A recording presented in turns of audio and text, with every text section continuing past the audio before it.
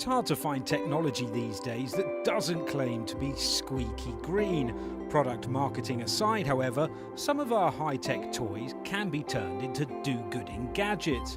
The European Environment Agency has come up with Eye on Earth, a web platform which allows users to find out key info on environmental indicators. We do need to inform the general public. We have 500 million Europeans out there. We're not going to send them a report altogether because that's not very environmental friendly. So we need to rely on technology, and in this case, internet. Otherwise, it's impossible for us to reach the audience that we are supposed to reach.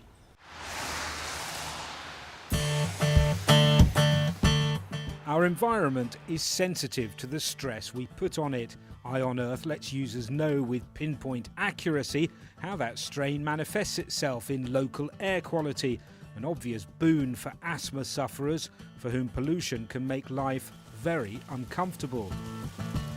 Eye on Earth also tests the water for you, so if you're off on holiday you can see whether a destination is a good one for getting your feet wet.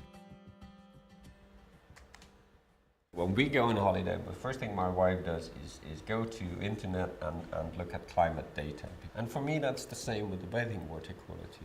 So it's fine if the bathing water quality now is fine, but I'm more interested in the general bathing water quality. Eye on Earth employs cloud computing. The EEA didn't have to fork out for the kit to run this platform. Instead, it accesses all the processing and storage it needs online. It's cheaper because you don't pay for gear you don't use, and it's also pretty green. Traditional IT infrastructures are for probably only 40% full-time in use, 60% is idle time of processor, but processors are there, so that means you need cooling. And what happens with cooling is carbon emission.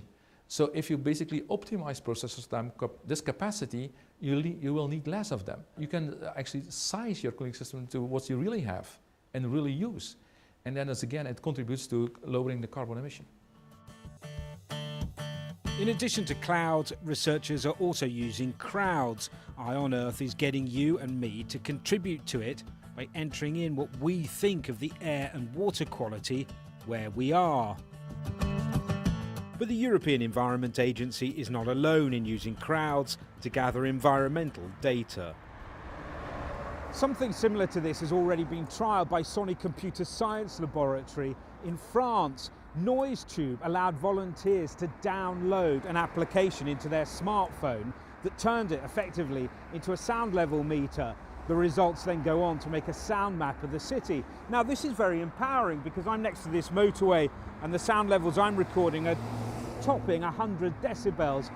Now at 85 decibels I should be wearing some sort of hearing protection. That means if I stuck around here long enough I'd begin to experience hearing loss. So I'm off.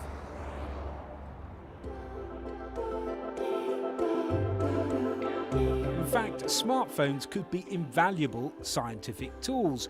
They can pinpoint, measure and send data. You can fit add-ons like carbon monoxide sensors, and finally, almost everyone's got one. This and platforms like Eye on Earth, where they're considering crowdsourcing data on biodiversity, could give a big push to citizen science.